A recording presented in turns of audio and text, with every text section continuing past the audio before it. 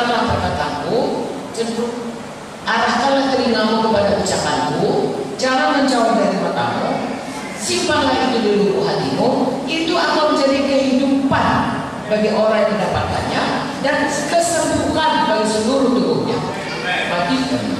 Amsal 4 ayat 20, 21, 22 ayat 3 berkata, jagalah hatimu dengan segala kewaspadaan, karena dari sanalah terpancar kehidupan. Begitulah kita harus memperlakukan firman Tuhan itu sungguh-sungguh, ya, sehingga itu menjadi kehidupan kepada kita. Misalnya contohnya saya, sebelum saya 100 selamat, saya itu pemarah. Artinya kalau orang, istilahnya begini, saya tidak ganggu orang, tapi kalau orang ganggu saya nggak mau. Tapi waktu itu saya tidak tahu, saya pikir itulah hidup yang benar. Ya, saya tidak mau bikin jahat, tapi orang jangan bikin jahat. Padahal firman Tuhan berkata, musuh pun diberkati, harus mengampuni. Saya tidak tahu sampai satu waktu, setelah saya baca firman Tuhan, orang yang berutang 10.000 talenta itu diampuni raja. Lalu dia utang orang 100 dinar tidak diampuninya, dicekeknya kalau itu. Tuhan marah, raja itu marah. Saya bertobat soalnya. Saya belajar secara itu untuk mengampuni siapa saja dalam hidup saya. Karena Tuhan lebih dahulu mengampuni saya. Dan firman Tuhan berkata, kalau kau tidak mengampuni, dosamu pun tidak diampuni. Saya tahu dari awalnya mengikuti Tuhan, semua itu oleh karena pengampunan Tuhan. Jadi Tuhan mengampuni, kita juga mengampuni. Jadi menjadi kehidupan kepada kita, berubah hidup kita. Dan anak-anak ini seperti dikatakan tadi, dia nggak mau makanan keras yang mengubahkan hidupnya.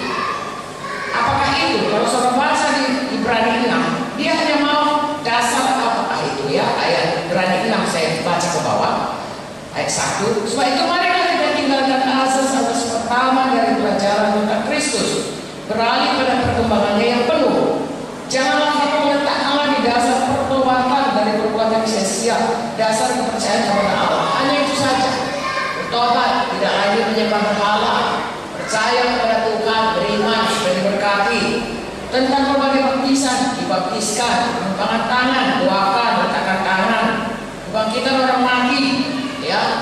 Nanti kita akan dibangkitkan. Hukuman kekal, ada hukuman kekal.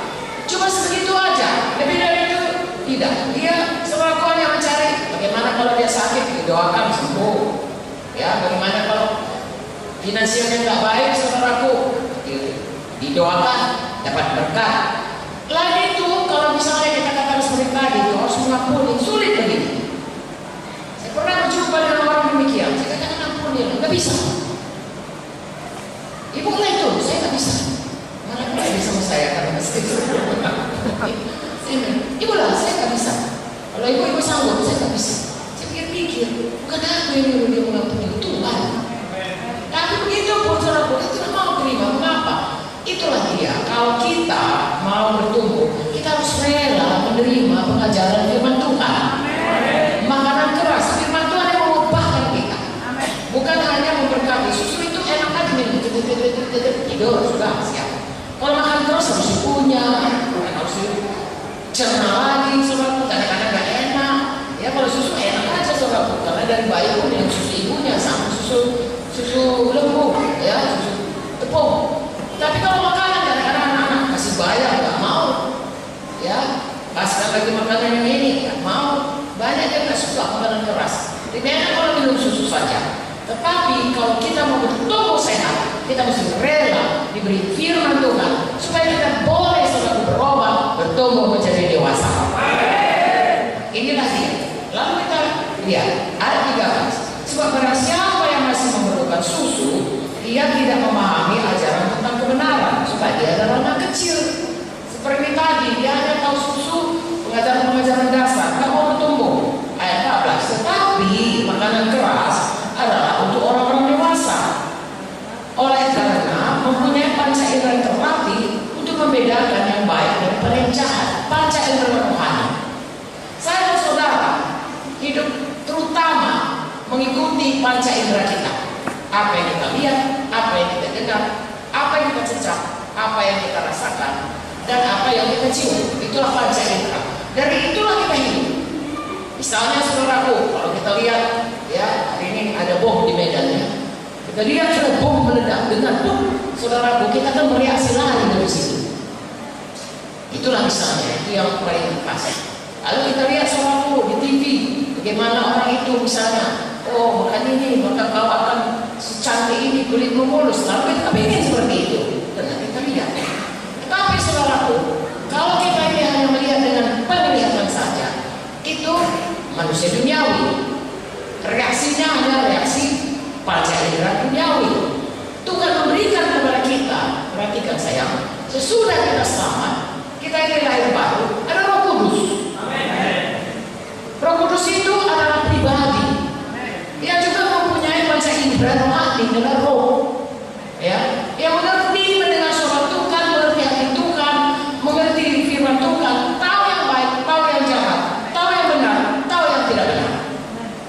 Kalau anak-anak saudaraku, dia karena panca inderanya atau karena makanannya hanya makanan bayi-bayi, dia nggak tahu itu membedakan itu.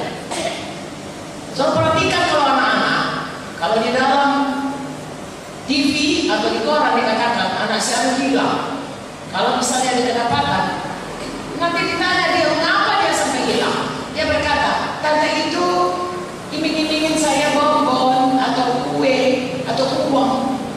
Jadi iming-iming langsung nggak tahu yang jahat, nggak tahu yang ikut dia. Kenapa? Karena mereka tidak terlatih untuk membedakan yang jahat dengan yang baik.